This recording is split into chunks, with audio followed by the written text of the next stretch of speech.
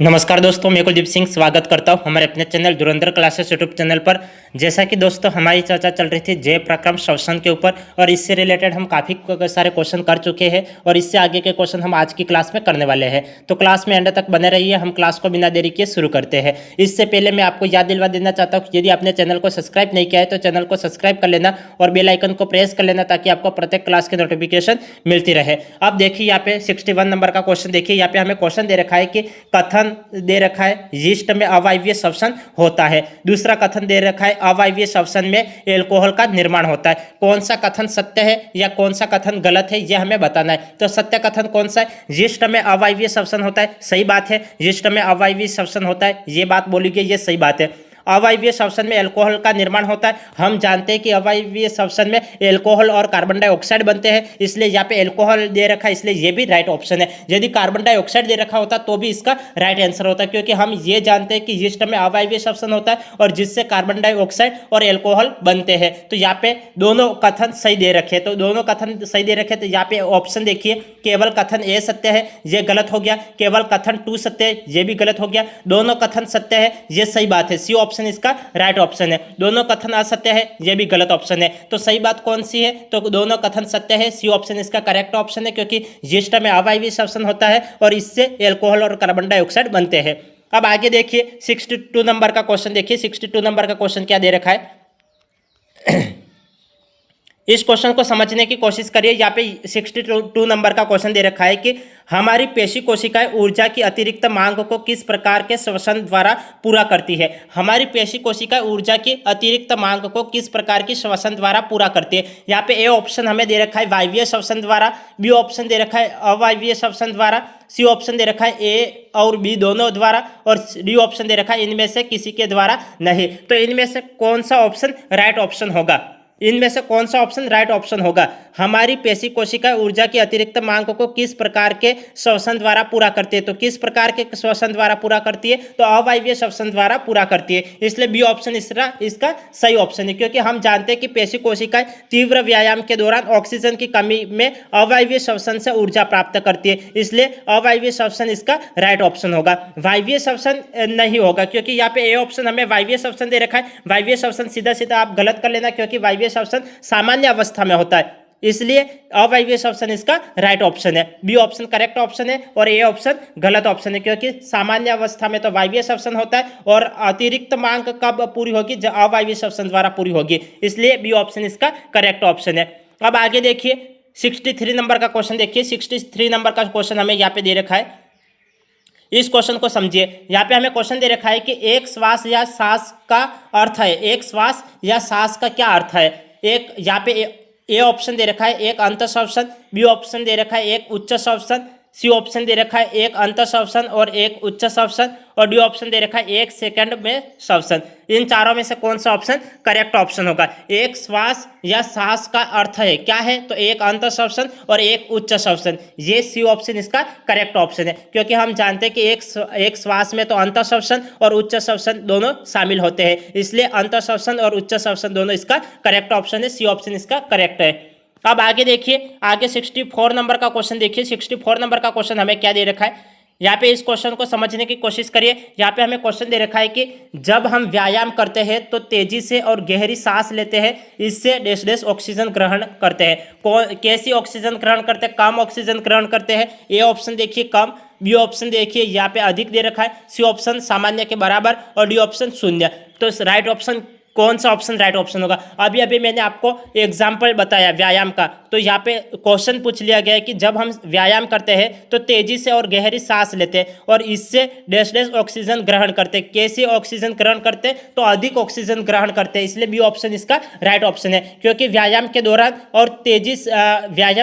तेज और गहरी सांस अधिक ऑक्सीजन ग्रहण करती है, ताकि ऊर्जा की मांग पूरी हो सके और यह श्वसन दर और ज्वारीय आयतन को बढ़ाता है, इसलिए यहाँ पे बी ऑप्शन इसका करेक्ट ऑप्शन है।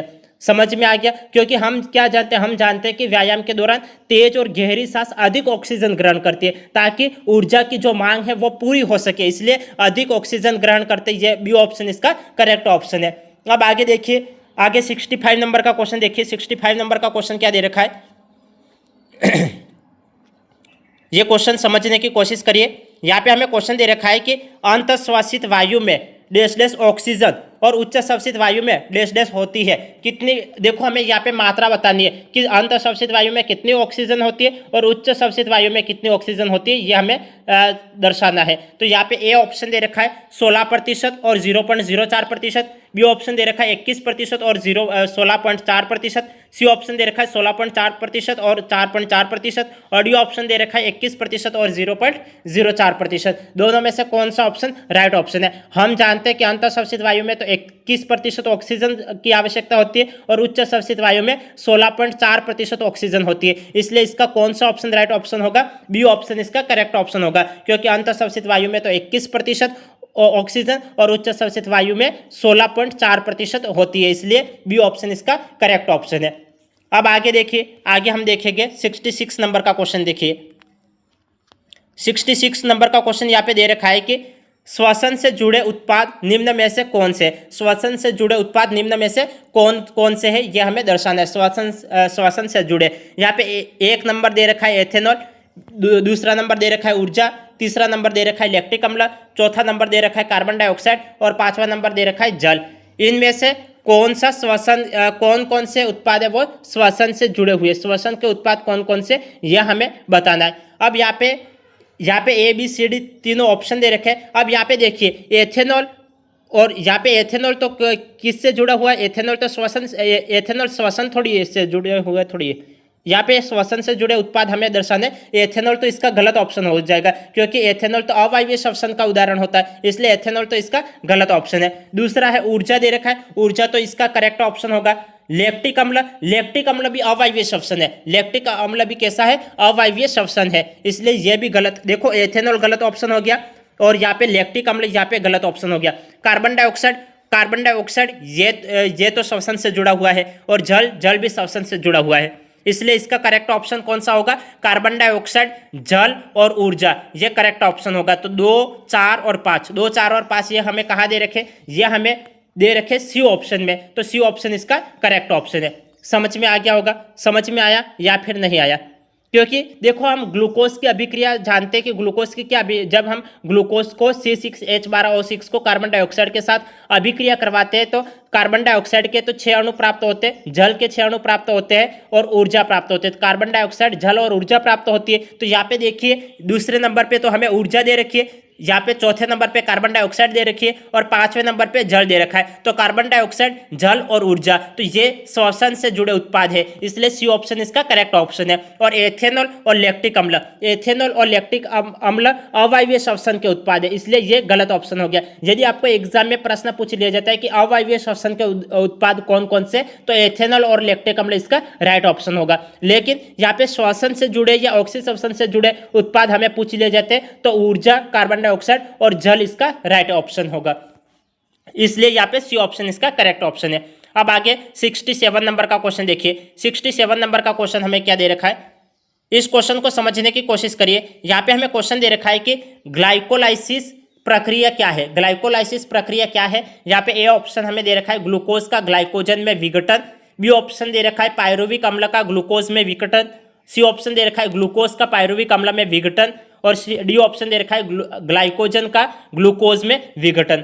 चारों में से कौन सा ऑप्शन करेक्ट ऑप्शन है? ग्लाइकोलाइसिस प्रक्रिया क्या है? तो हम जानते हैं कि ग्लाइकोलाइसिस ग्लूकोज का पायरुविक अम्ल में विघटन होता है, इसलिए इसका कौन सा ऑप्शन राइट ऑप्शन है? ग्लूकोज का पायरुविक अम्ल में विघटन, सी ऑप्शन इसका करेक्ट ऑप्शन है। क्यों इसका करेक्ट ऑप्शन है? तो हम जानते हैं कि ग्लाइकोलाइसिस में ग्लूकोज का पायरुविक अम्ल में विघटन होता है, जिससे 2 तो एटीपी के अणु और NADH बनते हैं, इसलिए इसका सी ऑप्शन करेक्ट ऑप्शन है। ग्लाइकोलाइसिस प्रक्रिया क्या है? तो ग्लाइकोलाइसिस में ग्लूकोज का पायरुविक अम्ल में विघटन होता है, इतना आपको ध्यान में रखना है, इसलिए सी ऑप्शन इसका करेक्ट ऑप्शन है।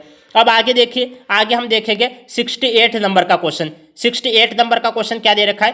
क्वेश्चन को समझिए। यहाँ पे क्वेश्चन दे रखा है कि गैसों कार्बन डाइऑक्साइड और ऑक्सीजन के आदान प्रदान की क्रिया जो पर्यावरण, रक्त और कोशिकाओं के मध्य होती है क्या कहलाती है? यहाँ पे ए ऑप्शन दे रखा है पाचन, बी ऑप्शन दे रखा है श्वसन, सी ऑप्शन दे रखा है जनन और डी ऑप्शन दे रखा है उत्सर्जन। चारों में से कौन सा ऑप्शन करेक्ट ऑप्शन है? गैसों के आदान प्रदान की क्रिया जो पर्यावरण, रक्त और कोशिकाओं के मध्य होती है क्या कहलाती है? तो श्वसन कहलाती है। तो श्वसन, बी ऑप्शन इसका करेक्ट ऑप्शन है, क्योंकि श्वसन में पर्यावरण, रक्त और कोशिकाओं के बीच कार्बन डाइऑक्साइड, ऑक्सीजन और कार्बन डाइऑक्साइड का विनिमय होता है, इसलिए यहाँ पे बी ऑप्शन इसका करेक्ट ऑप्शन है। समझ में आ गया? हमें क्वेश्चन क्या दे रखा था, यदि किसी स्टूडेंट्स को क्वेश्चन नहीं समझ में आता है तो आप क्लास को रिपीट करके देख लेना, आपको समझ में आ जाएगा, क्योंकि जब तक आप क्लास को 1 से 2 बार रिपीट करके नहीं देखते तब तक आपका क्वेश्चन समझ में नहीं आ सकता। इसलिए आप क्वेश्चन को 1 से 2 बार देखने की कोशिश करिए। हमें यहाँ पे क्वेश्चन दे रखा था कि गैसों के आदान प्रदान की क्रिया जो पर्यावरण, रक्त और कोशिकाओं के मध्य होती है क्या कहलाती है? तो हम जानते हैं कि श्वसन में पर्यावरण, रक्त और रक्त और कोशिकाओं के बीच ऑक्सीजन और कार्बन डाइऑक्साइड का विनिमय होता है, और यह विनिमय किसके द्वारा होता है? तो यह विनिमय कोशिकाओं के द्वारा होता है। ये बात आपको ध्यान में रखनी है, तो इसलिए इसका श्वसन बी ऑप्शन करेक्ट ऑप्शन है। अब आगे देखिए 69 नंबर का क्वेश्चन हम देखेंगे। 69 नंबर का क्वेश्चन क्या दे रखा है? देखिए यहाँ पे 69 नंबर का क्वेश्चन दे रखा है कि यहाँ पे कथन और कारण दे रखे। यहाँ पे दे रखा है कि मुख से ली गई श्वास नासिका से ली गई श्वास की तुलना में कम शुद्ध होती है। मुख से ली गई श्वास नासिका से ली गई श्वास की तुलना में कम शुद्ध होती है, ये तो सही बात है। मुख से ली गई श्वास नासिका से ली गई श्वास की तुलना में कम शुद्ध होती है। दूसरा कारण हमें दे रखा है कि नासिका गुहा में पाए जाने वाले महीन बाल, श्लेष्म आदि आपसी सहयोग से वायु की अशुद्धि को रोक लेते हैं, ये भी सही बात है, क्योंकि मुख देखो, मुंह तो खुला होता है, नाक में तो महीन बाल होते हैं, जिससे जो अशुद्ध जैसे कण वगैरह होते हैं, धूल के कण, वैसे महीन बालों में रुक जाते हैं। इसलिए यहाँ पे दोनों कथन सही बोले गए हैं। यहाँ पे दोनों कथन सही बोले गए, क्योंकि मुख से ली गई श्वास कम शुद्ध होती है, क्योंकि नासिका के बाल और श्लेष्म धूल और जीवाणुओं को रोकते हैं। तो ये तो सही बात है, ये तो सही बात है। तो दोनों कथन सही बात बोली गए, तो दोनों कथन सही है। तो यहाँ पे ऑप्शन देखिए, कथन सही है और कारण गलत है। तो यहाँ पे ये ऑप्शन तो गलत ऑप्शन हो गया। यहाँ पे बी ऑप्शन दे रखा है कि कथन गलत है और कारण सही है, तो ये भी गलत ऑप्शन हो गया। सी ऑप्शन देखिए, कारण और कथन दोनों सही है, दोनों सही है, तो कारण और कथन दोनों सही है। यहाँ पे सी ऑप्शन इसका करेक्ट ऑप्शन है। डी ऑप्शन कथन और कारण दोनों गलत है, तो यहाँ पे ये गलत ऑप्शन हो गया। तो सही ऑप्शन कौन सा है? सी ऑप्शन इसका करेक्ट ऑप्शन है। हमें कथन दे रखा था कि मुख से ली गई श्वास नासिका से ली गई श्वास की तुलना में कम शुद्ध होती है, सही बात बोली गई है। दूसरा कारण देखिए, नासिका गुहा में पाए जाने वाले महीन बाल श्लेष्म और आपसी सहयोग से वायु की अशुद्धि को रोक देते हैं, ये भी सही बात बोली गई, तो इसलिए दोनों सही है। यदि आपको पूछ लिया जाता है कि श्वसन में प्राथमिक मार्ग कौन सा होता है, ये यदि आपको एग्जाम में पूछ लिया जाता है तो आपको ध्यान में रखना है कि श्वसन में प्राथमिक मार्ग नासिका होता है।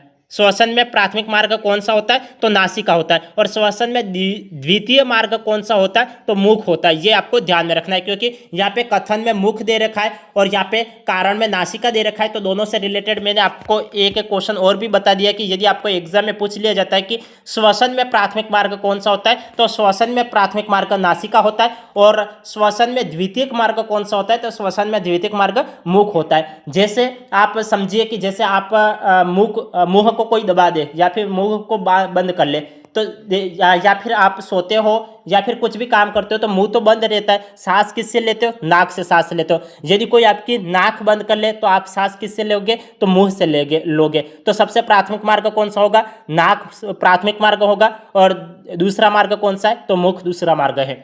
अब आगे देखिए 70 नंबर का क्वेश्चन देखिए। 70 नंबर का क्वेश्चन यहाँ पे हमें दे रखा है कि मुख श्वसन तंत्र में एक डैश डैश अंग के रूप में कार्य करता है। मुख श्वसन तंत्र में डैश डैश अंग के रूप में कार्य करता है। किस रूप में कार्य करता है? प्राथमिक रूप में कार्य करता है। बी ऑप्शन दे रखा है द्वितीयक, सी ऑप्शन दे रखा है तृतीयक, और डी ऑप्शन दे रखा है इनमें से कोई नहीं। चारों में से कौन सा ऑप्शन करेक्ट ऑप्शन है? मैंने अभी अभी आपको व्याख्या करके बताई है कि मुख कौन सा अंग है, तो मुख है वो द्वितीय मार्ग है, तो द्वितीय मार्ग है, इसलिए बी ऑप्शन इसका करेक्ट ऑप्शन होगा, क्योंकि मुख श्वसन तंत्र में द्वितीय अंग है, क्योंकि नासिका प्राथमिक मार्ग होता है, इसलिए नासिका तो प्राथमिक मार्ग है, मुख द्वितीय मार्ग है। मुख कब काम आता है? आपातकाल स्थिति में काम आता है। जैसे आपके कोई नाक दबा दे या नाक बंद कर ले, तो इस स्थिति में आप मुंह से सांस लेते हो, तो मुख तो द्वितीय मार्ग हो गया और नासिका प्राथमिक मार्ग हो गया। अब आगे देखिए आगे 71 नंबर का क्वेश्चन देखिए। 71 नंबर का क्वेश्चन क्या दे रखा है, इस क्वेश्चन को समझने की कोशिश करिए। यहाँ पे हमें क्वेश्चन दे रखा है कि निम्न में से कौन सा ग्रसनी का भाग नहीं है, कौन सा ग्रसनी का भाग नहीं है, ये हमें पूछा गया है। तो कौन सा ग्रसनी का मार्ग नहीं है, यहाँ पे ए ऑप्शन हमें दे रखा है नासा ग्रसनी, बी ऑप्शन दे रखा है मुख ग्रसनी, सी ऑप्शन दे रखा है अधोग्रसनी और डी ऑप्शन दे रखा है स्वर यंत्र। चारों में से कौन सा ऑप्शन करेक्ट ऑप्शन है, कौन सा ग्रसनी का भाग नहीं है ये बोला गया है। नेगेटिव वे में प्रश्न पूछा गया है। यदि आपको कोई भी नेगेटिव प्रश्न पूछा जाता है तो आपको आंसर भी नेगेटिव वे में देना है, ये मैंने आपको बताया। तो यहाँ पे देखो कौन सा ग्रसनी का भाग नहीं है, देखो नासा ग्रसनी ये तो ग्रसनी का भाग है, मुख ग्रसनी ये भी ग्रसनी का भाग है, अधोग्रसनी ये भी ग्रसनी का भाग है, क्योंकि पीछे ये ग्रसनी आ गया, यहाँ पे भी पीछे ग्रसनी आ गया, यह भी पीछे ग्रसनी आ गया। तो आप कॉमन सेंस भी लगा सकते हो क्योंकि प्रश्न में ही उत्तर छिपा हुआ है। और यहाँ पे डी ऑप्शन दे रखा है स्वर यंत्र, स्वर यंत्र ये ग्रसनी का भाग नहीं है, क्योंकि हम जानते हैं कि स्वर यंत्र ग्रसनी का निचला हिस्सा होता है, ये ग्रसनी का भाग नहीं होता है। यहाँ पे तो कौन सा ग्रसनी का भाग नहीं है ये पूछा हुआ है, तो स्वर यंत्र ग्रसनी का भाग नहीं होता है, बल्कि यह तो ग्रसनी का निचला हिस्सा होता है। और यहाँ पे ए ऑप्शन दे रखा है नासा ग्रसनी, बी ऑप्शन दे रखा है मुख ग्रसनी और सी ऑप्शन दे रखा है अधोग्रसनी। तो नासा ग्रसनी, मुख ग्रसनी और अधोग्रसनी ये ग्रसनी के भाग होते हैं, इसलिए यहाँ पे डी ऑप्शन इसका करेक्ट ऑप्शन है। यदि अब 72 नंबर का क्वेश्चन देखिए। 72 नंबर का क्वेश्चन हमें दे रखा है, इस क्वेश्चन को समझने की कोशिश करिए। यहाँ पे हमें क्वेश्चन क्या दे रखा है, हमें क्वेश्चन दे रखा है कि स्वर यंत्र के बारे में असत्य कथन है, हमें गलत कथन की पहचान करनी है। गलत कथन कौन सा दे रखा है, यहाँ पे ए ऑप्शन दे रखा है कि यह नासा ग्रसनी और आहार नली को जोड़ने वाली संरचना है। बी ऑप्शन दे रखा है यह 9 प्रकार की उपास्थि से मिलकर बना है। डी ऑप्शन दे रखा है स्वर यंत्र में स्वर रज्जु नामक विशेष संरचनाएं पाई जाती है। डी ऑप्शन दे रखा है भोजन के निगलने के दौरान एपिग्लोटिस स्वर यंत्र के आवरण के तौर पर कार्य करता है। इनमें से कौन सा कथन गलत कथन दे रखा है। यहाँ पे हमें देखो पहला क्वेश्चन, यहाँ पे पहला ऑप्शन दे रखे, सीधा सीधा हमें यहाँ पे पढ़ने से ये पता चला कि ये ऑप्शन है वही लगभग गलत दे रखा है, क्योंकि यहाँ पे दे रखा है कि यह नासा ग्रसनी और आहार नली को जोड़ने वाली संरचना है। यह जोड़ता थोड़ी है, यह जोड़ता थोड़ी है। यहाँ पे दे रखा है कि स्वर यंत्र के बारे में असत्य कथन, गलत कथन कौन सा है, तो यह नासा ग्रसनी और आहार नली को जोड़ने वाली संरचना है, ये गलत ऑप्शन है। क्योंकि हम जानते हैं कि स्वर यंत्र नासा ग्रसनी और आहार नली को जोड़ता थोड़ी है, तो ये गलत हो गया। और यह श्वास नली का एक हिस्सा होता है, इसलिए यहाँ पे सीधा सीधा ए ऑप्शन इसका राइट ऑप्शन कर लो। बाकी यह 9 प्रकार के उपास्थि से मिलकर बना होता है, सही बात है। स्वर यंत्र यह 9 प्रकार की उपास्थि से मिलकर बना होता है। स्वर यंत्र में स्वर रज्जु नामक विशेष संरचनाएं पाई जाती है, यह भी सही बात बोली गई। और भोजन के निगलने के दौरान एपिग्लोटिस स्वर यंत्र के आवरण के तौर पर कार्य करता है, यह भी सही बात बोली गई। और हमें असत्य कथन की पहचान करनी थी, तो असत्य कथन ए ऑप्शन है वही असत्य है। यदि बोला होता कि सत्य कथन की पहचान करिए, ये बोला होता तो बी सी डी इसका राइट ऑप्शन होता, लेकिन असत्य कथन की पहचान करनी, इसलिए ए ऑप्शन इसका करेक्ट ऑप्शन है। अब आगे देखिए 73 नंबर का क्वेश्चन देखिए। हमें 73 नंबर का क्वेश्चन क्या दे रखा है, देखिए इस क्वेश्चन को समझिए। यहाँ पे 73 नंबर का क्वेश्चन दे रखा है कि फेफड़े के बारे में असत्य कथन है, फेफड़े के बारे में गलत कथन की हमें पहचान करनी है। गलत कथन कौन सा दे रखा है, फेफड़े लचीले, कोमल और हल्के गुलाबी रंग के होते, सही बात है। फेफड़े लचीले, कोमल और हल्के गुलाबी रंग के होते हैं। जहां 2 जोड़ों के रूप में शरीर में पाए जाते हैं। देखो फेफड़े 2 जोड़ों के रूप में शरीर में थोड़ी पाए जाते, फेफड़े तो एक जोड़े में होते हैं।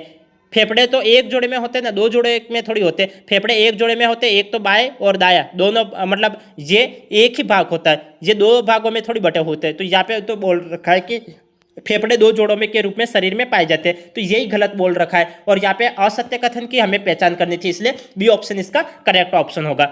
अब यहाँ पे सी ऑप्शन दे रखा है। अब यदि आपको पता चल जाए और आप यहाँ पे ये कंठस्थ कर चुके हैं कि बी ऑप्शन इसका सही ऑप्शन है ये, तो आपको दूसरे ऑप्शन पढ़ने की आपको आवश्यकता नहीं है। लेकिन अभी हम कंपटीशन एग्जाम नहीं दे रहे, केवल समझ रहे, इसलिए हम दूसरे ऑप्शन को भी पढ़ लेते हैं। यहाँ पे हमें सी ऑप्शन दे रखा है कि यह वक्ष स्थल में दाएं और बाएं भाग में मध्य पट के ठीक ऊपर स्थित होते, सही बात है। यह वक्ष स्थल में दाएं और बाएं भाग में मध्य पट के ठीक ऊपर स्थित होते हैं। डी ऑप्शन दे रखा है कि प्रत्येक फेफड़ा स्पंजी उत्तक से बना होता है, जिसमें कोशिकाएं तथा करीब 300 मिलियन कोशिकाएं पाई जाती है, यह भी ऑप्शन सही बोला गया है। हमें गलत कथन की पहचान करनी थी, तो गलत कथन बी ऑप्शन इसका गलत कथन है, क्योंकि हम जानते हैं कि फेफड़े एक जोड़े में होते हैं और यहाँ पे बोल रखा है कि यह 2 जोड़े के रूप में शरीर में पाए जाते हैं, इसलिए ये बी ऑप्शन गलत ऑप्शन हो गया। अब आगे देखिए, आगे हम देखेंगे 74 नंबर का क्वेश्चन देखेंगे। यहाँ पे 74 नंबर का क्वेश्चन हमें क्या दे रखा है, देखिए हमें यहाँ पे क्वेश्चन दे रखा है कि निम्न में से सत्य कथन है, हमें सत्य कथन की पहचान करनी है। यहाँ पे ए ऑप्शन दे रखा है, पुरुषों के फेफड़े स्त्रियों के फेफड़ों से थोड़े भारी होते। सही बात है, पुरुषों के फेफड़े स्त्रियों के फेफड़ों से थोड़े भारी होते, सही बात बोली गई है। मध्यपट के शिथिलन से वायु फेफड़ों के बाहर निकलती है, यह भी सही बात बोली गई है कि मध्यपट के शिथिलन से वायु फेफड़ों के बाहर निकलती है, यह भी सही है। सी ऑप्शन दे रखा है कि बाया फेफड़ा 2 खंडों में तथा दाया फेफड़ा 3 खंडों में विभक्त होता है, यह भी सही बात है। बाया फेफड़ा ये दो खंडों में और दाया फेफड़ा 3 भागों में विभक्त होता है, यह भी सही बात बोली गई है। इसलिए यहाँ पे उपयुक्त सभी सत्य है, डी ऑप्शन इसका करेक्ट ऑप्शन है। सही ऑप्शन कौन सा है, डी ऑप्शन इसका करेक्ट ऑप्शन है, क्योंकि पुरुषों में फेफड़े भारी होते हम जानते हैं। दूसरा ऑप्शन दे रखा है कि मध्यपट शिथिलन से उच्च श्वसन होता है, यह भी सही बात होता है, मतलब यहाँ पे बोला गया मध्यपट के शिथिलन से वायु फेफड़ों से बाहर निकलती है, सही बात है। सी ऑप्शन दे रखा है कि बाया फेफड़ा 2 भागों में और दाया फेफड़ा 3 खंडों में होता है, सही बोला गया, क्योंकि बाया फेफड़ा 2 और दाया फेफड़ा 3 खंडों में होता है, इसलिए डी ऑप्शन इसका करेक्ट ऑप्शन है। अब आगे देखिए 75 नंबर का क्वेश्चन देखेंगे। 75 नंबर का क्वेश्चन क्या दे रखा है, देखिए इस क्वेश्चन को समझने की कोशिश करिए।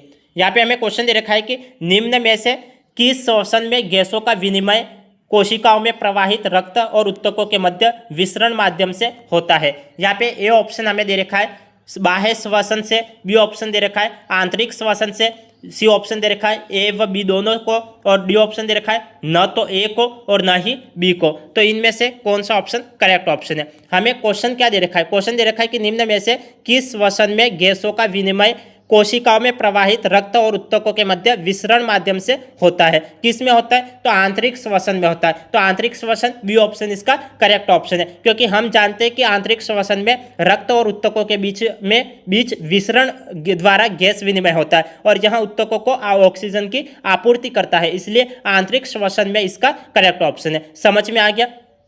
ये बी ऑप्शन क्यों राइट ऑप्शन हो गया, क्योंकि हम जानते हैं कि आंतरिक श्वसन में रक्त और उत्तकों के बीच विसरण द्वारा गैस विनिमय होता है। तो विसरण द्वारा गैस विनिमय होता है, हमें यही तो बोला गया श्वसन में गैस का विनिमय, तो श्वसन में गैस का विनिमय किसके द्वारा होता है, तो विसरण द्वारा गैस विनिमय होता है। तो यह किस में होता है, तो आंतरिक श्वसन में होता है। तो आंतरिक श्वसन कहाँ दे रखा है, बी ऑप्शन में दे रखा है, इसलिए बी ऑप्शन इसका करेक्ट ऑप्शन है।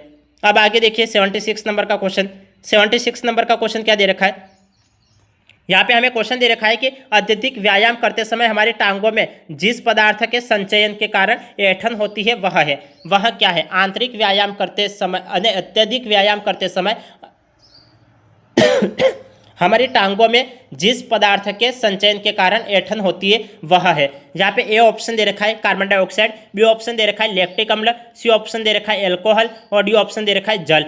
इन चारों में से करेक्ट ऑप्शन कौन सा है, चारों में से करेक्ट ऑप्शन है लैक्टिक अम्ल। लैक्टिक अम्ल बी ऑप्शन इसका करेक्ट ऑप्शन है, क्योंकि हम जानते हैं कि लैक्टिक अम्ल अवायवीय श्वसन के दौरान ऑक्सीजन कमी से पेशियों में संचित होकर ऐंठन का कारण बनता है, इसलिए बी ऑप्शन लैक्टिक अम्ल इसका करेक्ट ऑप्शन है। समझ में आ गया होगा। यदि किसी स्टूडेंट्स को क्वेश्चन नहीं समझ में आता है तो क्लास को रिपीट करके देख लेना, क्योंकि आज हमारे पास क्वेश्चन ज़्यादा है, इसलिए मैं एक ही क्वेश्चन को 2 या 3 बार नहीं समझाऊंगा, इसलिए आप क्लास को रिपीट करके देख लेना। यहाँ पे देखिए आप 77 नंबर का क्वेश्चन देखिए। 77 नंबर का हम क्वेश्चन देखते हैं, क्योंकि आज मेरे पास क्वेश्चन ज़्यादा है, इसलिए मैं प्रत्येक क्वेश्चन को 2 या 3 बार नहीं समझा पाऊंगा, क्योंकि क्लास ज़्यादा लंबी हो जाएगी। यहाँ पे देख लीजिए, यहाँ पे हमें क्वेश्चन दे रखा है कि अंतःश्वसन तभी हो सकता है जब वायुमंडलीय दाब से फेफड़ों की वायु का दाब हो कितना हो। यहाँ पे ए ऑप्शन दे रखा है कम, बी ऑप्शन दे रखा है अधिक, सी ऑप्शन दे रखा है बराबर और डी ऑप्शन दे रखा है 0।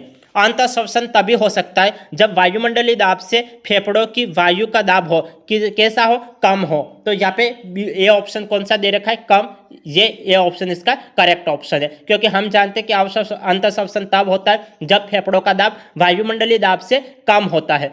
तो वायुमंडलीय दाब से कम होता है, तो कम यहाँ पे ए ऑप्शन में दे रखा है और इसलिए ए ऑप्शन इसका करेक्ट ऑप्शन है। और वायुमंडलीय दाब कम होता है और जिससे वायु अंदर खींची जाती है, और यह दाब अंतर डायाफ्राम और पसलियों से गति करता है, मतलब गति से बनता है, पसलियों की गति से बनता है, इसलिए ये ऑप्शन इसका करेक्ट ऑप्शन है। समझ में आ गया होगा। अब आगे देखिए, यहाँ पे 78 नंबर का क्वेश्चन देखिए। 78 नंबर का क्वेश्चन दे रखा है, ये क्वेश्चन देखिए। श्वसन संबंधी आयतन और क्षमताओं के बीच में सत्य कथन है। श्वसन संबंधी आयतन और क्षमताओं के बीच में सत्य कथन कौन सा है? यहाँ पे ए ऑप्शन दे रखा है कि अवशिष्ट आयतन का मान 1100 से 1200 ml होता है। ये तो सही बात बोली गया, अवशिष्ट आयतन का मान 1100 से 1200 ml होता है। बी ऑप्शन दे रखा है निःश्वसन सुरक्षित आयतन 1000 से 1100 ml होता है। यह भी सही बात बोली गई है क्योंकि निःश्वसन सुरक्षित आयतन 1000 से 1100 ml होता है। सी ऑप्शन यहाँ पे दे रखा है कि अंतःश्वसन क्षमता में ज्वारीय आयतन और अंतःश्वसित श्वसन सुरक्षित आयतन सम्मिलित होते, तो ज्वारीय आयतन और अंतःश्वसन सुरक्षित आयतन सम्मिलित होते, ये भी सही बात बोली गई। और क्योंकि हम जानते हैं कि अंतःश्वसन क्षमता में ज्वारीय आयतन और अंतः श्वसन सुरक्षित आयतन सम्मिलित होते हैं। उपयुक्त सभी सत्य है। डी ऑप्शन इसका करेक्ट ऑप्शन होगा। कौन सा ऑप्शन करेक्ट ऑप्शन होगा? डी ऑप्शन इसका करेक्ट ऑप्शन होगा, क्योंकि तीनों ऑप्शन यहाँ पे सही बोले गए, इसलिए डी ऑप्शन इसका करेक्ट ऑप्शन है। अब आगे देखिए 79 नंबर का क्वेश्चन हम देखेंगे। यहाँ पे 79 नंबर का क्वेश्चन क्या दे रखा है? देखिए यहाँ पे 79 नंबर का क्वेश्चन हमें दे रखा है कि लगभग कितने प्रतिशत कार्बन डाइऑक्साइड का अभिगमन बाइकार्बोनेट के रूप में होता है? लगभग कितने प्रतिशत कार्बन डाइऑक्साइड का अभिगमन बाइकार्बोनेट के रूप में होता है? यहाँ पे ए ऑप्शन 97% दे रखा है, बी ऑप्शन 20 से 25% दे रखा है, सी ऑप्शन 70% दे रखा है और डी ऑप्शन 7% दे रखा है। इनमें से कौन सा ऑप्शन करेक्ट ऑप्शन होगा? कौन सा करेक्ट ऑप्शन होगा? लगभग कितने प्रतिशत कार्बन डाइऑक्साइड का अभिगमन बाइकार्बोनेट के रूप में होता है? तो हम जानते हैं कि 70% कार्बन डाइऑक्साइड रक्त में बाइकार्बोनेट के रूप में होता है, इसलिए इसका कौन सा ऑप्शन करेक्ट ऑप्शन होगा? 70%, सी ऑप्शन इसका करेक्ट ऑप्शन होगा। क्योंकि हम क्या जानते हैं? हम जानते हैं कि 70% कार्बन डाइऑक्साइड रक्त में बाइकार्बोनेट रूप में होता है, तो बाइकार्बोनेट रूप में होता है यही हमें दे रखा था, इसलिए 70% इसका राइट ऑप्शन है। यहाँ पे बी ऑप्शन दे रखा है, देखो यहाँ पे बी ऑप्शन तो यहाँ पे गलत ऑप्शन है, क्योंकि यहाँ पे 20 से 25% दे रखा है। हम जानते हैं कि 20 से 25% तो कार्बन डाइऑक्साइड हीमोग्लोबिन के साथ होता है, तो हीमोग्लोबिन के साथ होता है, इसलिए 20 से 25% ये गलत ऑप्शन हो गया। क्योंकि हमें तो यहाँ पे बाइकार्बोनेट के रूप में दे रखा है, यदि दे रखा होता हीमोग्लोबिन दे रखा होता तो 20 से 25% राइट ऑप्शन होता, लेकिन यहाँ पे बाइकार्बोनेट दे रखा है, इसलिए ये गलत ऑप्शन हो गया। क्योंकि 20 से 25% कार्बन डाइऑक्साइड तो हीमोग्लोबिन के साथ जुड़कर कार्बामिनो और हीमोग्लोबिन बनाते हैं, इसलिए 20 से 25% तो हीमोग्लोबिन दे रखा होता तब राइट आंसर होता। डी ऑप्शन यहाँ पे 7% दे रखा है, यह भी गलत ऑप्शन होगा, क्योंकि हम जानते हैं कि 7% प्लाज्मा के साथ परिवहन होता है, इसलिए 7% यह भी गलत ऑप्शन हो गया। यहाँ पे बाइकार्बोनेट के रूप में पूछा हुआ था, इसलिए 70%, सी ऑप्शन इसका करेक्ट ऑप्शन है। अब आगे देखिए, अब 80 नंबर का क्वेश्चन देखिएगा। 80 नंबर का क्वेश्चन क्या दे रखा है? यहाँ पे हमें क्वेश्चन दे रखा है कि श्वसन नियंत्रण केंद्र मस्तिष्क के किस भाग में स्थित है? श्वसन नियंत्रण केंद्र मस्तिष्क के किस भाग में स्थित है? यहाँ पे ए ऑप्शन दे रखा है अग्र मस्तिष्क मेडुला, बी ऑप्शन दे रखा है मेडुला पोन्स, सी ऑप्शन दे रखा है पोन्स सेरेबेलम और डी ऑप्शन दे रखा है मेरुरज्जु मेडुला। श्वसन नियंत्रण केंद्र मस्तिष्क के किस भाग में स्थित है? तो श्वसन नियंत्रण केंद्र मस्तिष्क के किस भाग में स्थित है? तो मेडुला पोन्स में स्थित है, इसलिए बी ऑप्शन इसका करेक्ट ऑप्शन होगा, मेडुला पोन्स। क्योंकि हम जानते हैं कि श्वसन नियंत्रण केंद्र मेडुला ओब्लागेंटा और पोन्स में स्थित होता है, इसलिए यहाँ पे बी ऑप्शन इसका करेक्ट ऑप्शन है। बी ऑप्शन इसका करेक्ट ऑप्शन है। समझ में आ गया? क्योंकि श्वसन नियंत्रण केंद्र मेडुला ओब्लागेंटा और पोन्स में स्थित होता है, जो श्वसन दर को नियंत्रित करते हैं, इसलिए यहाँ पे बी ऑप्शन इसका करेक्ट ऑप्शन हो गया। अब आगे देखिए, आगे हम बात करेंगे 81 नंबर के क्वेश्चन के ऊपर। 81 नंबर का क्वेश्चन क्या दे रखा है?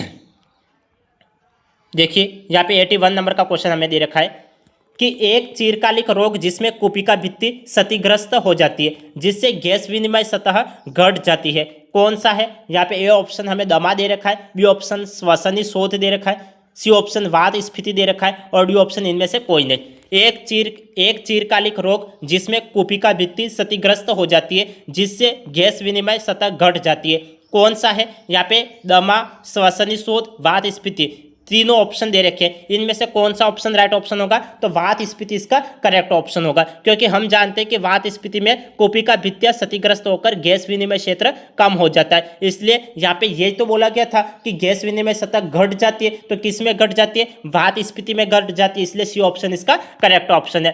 अब आगे देखिए, आगे हम 82 नंबर का क्वेश्चन देखेंगे। 82 नंबर का क्वेश्चन कौन सा दे रखा है? देखिए हमें यहाँ पे क्वेश्चन दे रखा है कि निम्न में से किस प्रकार के श्वसन को अंतराण्विक श्वसन कहते हैं। किस प्रकार के श्वसन को अंतराण्विक श्वसन कहते हैं। हम जानते हैं कि अनोक्षी श्वसन को अंतराण्विक श्वसन कहते हैं, इसलिए अनोक्षी श्वसन इसका राइट ऑप्शन होगा। बी ऑप्शन इसका करेक्ट ऑप्शन है, क्योंकि अनोक्षी श्वसन को अंतराण्विक श्वसन कहते हैं, इसलिए यहाँ पे ये बी ऑप्शन इसका करेक्ट ऑप्शन है। यहाँ पे ए ऑप्शन तो ऑक्सी श्वसन दे रखा है, तो ऑक्सी श्वसन तो पूर्ण ऑक्सीकरण होता है, इसलिए ये गलत ऑप्शन है। हमें तो क्या दे रखा था, हमें दे रखा था कि निम्न में से किस प्रकार के श्वसन को अंतराण्विक श्वसन कहते हैं। तो अंतराण्विक श्वसन किसे कहते हैं, तो अंतराण्विक श्वसन तो अनोक्षी श्वसन को कहते हैं, तो अनोक्षी श्वसन इसका करेक्ट ऑप्शन है। B option correct option. अब आगे देखिए, आगे हम बात करेंगे 83 नंबर के क्वेश्चन के ऊपर। 83 नंबर का क्वेश्चन क्या दे रखा है, देखिए इस क्वेश्चन को समझिए। यहाँ पे हमें 83 नंबर का क्वेश्चन हमें दे रखा है कि ग्लाइकोलाइसिस के बारे में गलत कथन की पहचान करनी है। हमें ग्लाइकोलाइसिस के बारे में असत्य कथन कौन सा है यह हमें देखना है। यहाँ पे ए ऑप्शन हमें दे रखा है कि इस प्रक्रम को ईएमपी पथ भी कहते हैं। इस देखो ग्लाइकोलाइसिस के बारे में असत्य कथन की हमें पहचान करनी है, और हमें ए ऑप्शन दे रखा है कि इस प्रक्रम को ईएमपी पथ भी कहते हैं। ये तो सही बात बोली गई है। इस प्रक्रम में निर्मित पायरुविक अम्ल कोशिका द्रव्य में पहुंचकर एसिटिल कोएंजाइम का निर्माण करते हैं। एसिटिल कोएंजाइम का निर्माण करते हैं। एसिटिल कोएंजाइम का निर्माण करते हैं। देखो यहाँ पे थोड़ा डाउट लग रहा है, इस ऑप्शन को वापस पढ़ लीजिए। यहाँ पे दे रखा है कि इस प्रक्रम में निर्मित पायरुविक अम्ल कोशिका द्रव्य में पहुंचकर एसिटिल कोएंजाइम का निर्माण करता है। निर्माण करता है, देखो हम तो जानते हैं कि पायरुविक अम्ल माइटोकॉन्ड्रिया में एसिटिल कोएंजाइम बनाता है। माइटोकॉन्ड्रिया में ये एसिटिल कोएंजाइम बनाता है ना, तो यहाँ पे तो क्या दे रखा है, कोशिका द्रव्य में दे रखा है। यदि माइटोकॉन्ड्रिया दे रखा होता तो इसका राइट आंसर हो जाता, लेकिन यहाँ पे कोशिका द्रव्य दे रखा है, इसलिए यहाँ पे ये गलत ऑप्शन है। और हमें क्वेश्चन में असत्य कथन की पहचान करनी थी, इसलिए बी ऑप्शन इसका करेक्ट ऑप्शन है। समझ में आ गया होगा। यदि कोशिका द्रव्य की जगह माइटोकॉन्ड्रिया दे रखा होता तो माइटोकॉन्ड्रिया इसका राइट ऑप्शन हो जाता, लेकिन यहाँ पे क्या दे रखा है, यहाँ पे कोशिका द्रव्य दे रखा है, इसलिए ये गलत ऑप्शन हो गया। क्योंकि हम जानते हैं कि पायरुविक अम्ल माइटोकॉन्ड्रिया में एसिटिल कोएंजाइम बनाता है, तो इसलिए यहाँ पे कोशिका द्रव्य दे रखा है, इसलिए ये गलत ऑप्शन है और हमें गलत कथन की पहचान करनी थी। नेक्स्ट सी ऑप्शन देखिए, ग्लूकोज को ईएमपी पथ इस प्रक्रम से जुड़े वैज्ञानिकों के नामों के कारण कहा जाता है, तो ये भी लगभग सही है। यह जैव रासायनिक प्रक्रिया 10 क्रमबद्ध चरणों में संपन्न होती है, यह भी सही बात बोली गई। तो गलत कथन कौन सा है, तो गलत कथन बी ऑप्शन ही गलत कथन है, और हमें गलत कथन की पहचान करनी थी, इसलिए यहाँ पे बी ऑप्शन गलत है। आगे देखिए, आगे 84 नंबर के क्वेश्चन के ऊपर हम चर्चा करते हैं।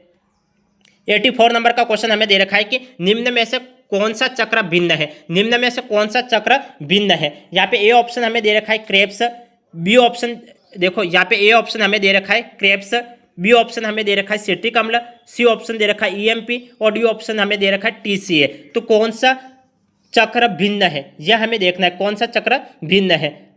ये क्रेब्स चक्र, सिट्रिक अम्ल और ईएमपी देखो ईएमपी तो कुछ अलग है, क्योंकि ईएमपी पद तो हम जानते हैं कि ईएमपी पद ग्लाइकोलाइसिस होता है, तो इसलिए यहाँ पे ईएमपी पद तो यहाँ पे ये भिन्न हो गया। और टीसीए देखो क्रेब्स चक्र, सिट्रिक अम्ल और टीसीए ये एक ही प्रक्रिया के नाम होते हैं। जो क्रेब्स चक्र है वो सिट्रिक अम्ल और टीसीए ये एक ही चक्र के नाम होते हैं। ये देखिए क्रेब्स चक्र, सिट्रिक अम्ल और टीसीए ये एक ही चक्र के नाम होते हैं। और यहाँ पे ईएमपी दे रखा है वो भिन्न है, क्योंकि ईएमपी हम जानते हैं कि ईएमपी पथ ग्लाइकोलाइसिस होता है, इसलिए ये भिन्न है, इसलिए सी ऑप्शन इसका करेक्ट ऑप्शन है। क्यों करेक्ट ऑप्शन हो गया, देखो समान चक्र कौन सा है, देखो क्रेब्स चक्र, सिट्रिक अम्ल और टीसीए ये एक ही प्रक्रिया के नाम होते हैं, इसलिए यहाँ पे ए बी डी ये तो गलत ऑप्शन हो गया। और यहाँ पे ईएमपी ये राइट ऑप्शन हो गया, क्योंकि ईएमपी पथ है वो ग्लाइकोलाइसिस है, ईएमपी पथ है वो ग्लाइकोलाइसिस है, इसलिए ईएमपी इसका राइट ऑप्शन है। और क्रेब्स, सिट्रिक अम्ल और टीसीए ये एक ही चक्र के नाम होते हैं, एक ही प्रक्रिया के नाम होते हैं, इसलिए ये गलत ऑप्शन हो गए। अब आगे देखिए, आगे हम बात करेंगे 85 नंबर के क्वेश्चन के ऊपर। 85 नंबर के क्वेश्चन देखिए, 85 नंबर का क्वेश्चन हमें दे रखा है कि फुफ्फुसीय आवरण को कहते हैं। फुफ्फुसीय आवरण को क्या कहते हैं, यहाँ पे ए ऑप्शन दे रखा है एक्टोडर्म, बी ऑप्शन दे रखा है प्लूरल झिल्ली, सी ऑप्शन दे रखा है पेरिटोनियम और डी ऑप्शन दे रखा है कोइने। इन चारों में से कौन सा ऑप्शन करेक्ट ऑप्शन है। फुफ्फुसीय आवरण को कहते हैं, क्या कहते हैं, फुफ्फुसी आवरण को क्या कहते हैं? तो प्लूरल झिल्ली कहते हैं। तो प्लूरल झिल्ली, यहाँ पे बी ऑप्शन इसका करेक्ट ऑप्शन है, क्योंकि प्लूरल झिल्ली फुफ्फुसी आवरण को ही प्लूरल झिल्ली कहते हैं। यहाँ पे सी ऑप्शन दे रखा है, सी ऑप्शन पेरिटोनियम दे रखा है। तो ये तो किससे? पेरिटोनियम, ये तो उदर गुहा से जुड़ा हुआ है, इसलिए ये गलत ऑप्शन है। और यहाँ पे ये ऑप्शन एक्टोडर्म दे रखा है, तो ये तो भ्रूणीय परत होती है, इसलिए ये गलत ऑप्शन है। एक्टोडर्म तो क्या होता है? भ्रूणीय परत होती है, इसलिए ये गलत हो गया। और पेरिटोनियम उदर गुहा होती है, इसलिए ये गलत ऑप्शन हो गया। और फुफ्फुसी आवरण को क्या कहते हैं? ये पूछा गया था, तो प्लूरल झिल्ली कहते हैं। फुफ्फुसी आवरण को प्लूरल झिल्ली कहते हैं, इसलिए बी ऑप्शन इसका करेक्ट ऑप्शन है। अब आगे देखिए, आगे हम 86 नंबर के क्वेश्चन के ऊपर बात करते हैं। 86 नंबर का क्वेश्चन हमें दे रखा है, एटीपी क्या है? एटीपी क्या है? यहाँ पे ए ऑप्शन दे रखा है, एक एंजाइम जिसके द्वारा ऑक्सीकरण होता है। बी ऑप्शन दे रखा है, एक हार्मोन। सी ऑप्शन दे रखा है, उच्च ऊर्जा सहित फास्फेट बंध का एक अणु। और डी ऑप्शन दे रखा है, एक प्रोटीन। तो एटीपी क्या है? हम जानते हैं कि एटीपी उच्च ऊर्जा सहित फास्फेट बंध का एक अणु होता है, इसलिए इसका कौन सा ऑप्शन राइट है? सी ऑप्शन इसका करेक्ट ऑप्शन है, क्योंकि एटीपी उच्च ऊर्जा वाले फास्फेट बंध वाला अणु होता है, इसलिए सी ऑप्शन करेक्ट ऑप्शन है और बाकी ऑप्शन इसके गलत ऑप्शन है। अब आगे देखिए, 87 नंबर के क्वेश्चन के ऊपर बात करते हैं। 87 नंबर का क्वेश्चन देखिए, हमें 87 नंबर का क्वेश्चन दे रखा है कि इस क्वेश्चन को समझिए। यहाँ पे हमें क्वेश्चन क्या दे रखा है? हमें क्वेश्चन दे रखा है कि श्वसन से जुड़ी बीमारी जिसके अंतर्गत श्लेष्म झिल्ली में सूजन हो जाती है। श्वसन से जुड़ी बीमारी जिसके अंतर्गत श्लेष्म झिल्ली में सूजन हो जाती है। यहाँ पे ए ऑप्शन हमें दे रखा है ब्रोंकाइटिस, बी ऑप्शन दे रखा है हेपेटाइटिस, सी ऑप्शन दे रखा है दमा और डी ऑप्शन दे रखा है न्यूमोनिया। चारों में से कौन सा ऑप्शन करेक्ट ऑप्शन है? श्वसन से जुड़ी बीमारी जिसके अंतर्गत श्लेष्म झिल्ली में सूजन हो जाती है, कौन सा ऑप्शन राइट है? ब्रोंकाइटिस इसका करेक्ट ऑप्शन है। ए ऑप्शन इसका करेक्ट ऑप्शन है, क्योंकि हम जानते हैं कि ब्रोंकाइटिस में श्वसनी की श्लेष्म झिल्ली में सूजन होती है, इसलिए ए ऑप्शन इसका करेक्ट ऑप्शन है। बी ऑप्शन हेपेटाइटिस दे रखा है, तो हेपेटाइटिस है वो तो यकृत से संबंधित होता है। हेपेटाइटिस किससे संबंधित होता है? यकृत से संबंधित होता है। दमा तो वायुमार्ग संकुचन से संबंधित होता है। और न्यूमोनिया कुपिका संक्रमण से संबंधित होता है। समझ में आ गया? यहाँ पे हमें क्या बोला गया था? श्वसन से जुड़ी बीमारी जिसके अंतर्गत श्लेष्म झिल्ली में सूजन हो जाती है। तो हम जानते हैं कि ब्रोंकाइटिस में श्वसनी की श्लेष्म झिल्ली में सूजन होती है, इसलिए ये करेक्ट ऑप्शन हो गया। हेपेटाइटिस यकृत से जुड़ा होता है। दमा वायुमार्ग संकुचन से संबंधित होता है। और न्यूमोनिया कुपिका संक्रमण से संबंधित होता है। ये बातें आपको ध्यान में रखनी है। यदि दे रखा होता यकृत से संबंधित रोग कौन सा है, तो यकृत से संबंधित हेपेटाइटिस, और यहाँ पे वायुमार्ग संकुचन से संबंधित दमा और कुपिका संक्रमण से संबंधित कौन सा है, तो न्यूमोनिया है। अब आगे देखिए, आगे हम बात करते हैं 88 नंबर के क्वेश्चन के ऊपर। 88 नंबर का हमें क्वेश्चन दे रखा है कि अगस्त 2020 में शोधकर्ताओं ने पाया कि कोविड-19 के गंभीर मामलों में श्वसन प्रणाली में से कौन सा सबसे अधिक प्रभावित है? कौन सा सबसे अधिक प्रभावित है? यहाँ पे ए ऑप्शन हमें दे रखा है नासा गुहा, बी ऑप्शन दे रखा है श्वास नली, सी ऑप्शन दे रखा है ग्रसनी और डी ऑप्शन दे रखा है वायु कोष्ठिका। चारों में से करेक्ट ऑप्शन कौन सा है? अगस्त 2020 में शोधकर्ताओं ने पाया कि कोविड-19 के गंभीर मामलों में श्वसन प्रणाली में से कौन सा सबसे अधिक प्रभावित है? कौन सा सबसे अधिक प्रभावित है? तो वायु कोष्ठिका है वो सबसे अधिक प्रभावित है, क्योंकि हम जानते हैं कि कोविड-19 के गंभीर मामलों में वायु कोष्ठिका सबसे अधिक प्रभावित होती है और जिससे गैस विनिमय बाधित होता है, इसलिए वायु कोष्ठिका इसका करेक्ट ऑप्शन है। अब आगे देखिए, अब आगे हम देखेंगे 89 नंबर के क्वेश्चन के ऊपर हम चर्चा करते हैं। 89 नंबर का क्वेश्चन हमें दे रखा है। इस क्वेश्चन को देखिए, यहाँ पे हमें क्वेश्चन दे रखा है कि एक नवजात लगभग सांस लेता है। एक नवजात लगभग सांस लेता है। यहाँ पे ए ऑप्शन दे रखा है 1 मिनट में 15 से 25 बार, बी ऑप्शन दे रखा है 1 मिनट में 30 से 60 बार, सी ऑप्शन दे रखा है 1 मिनट में 60 से 75 बार और डी ऑप्शन दे रखा है 1 मिनट में 80 से 90 बार।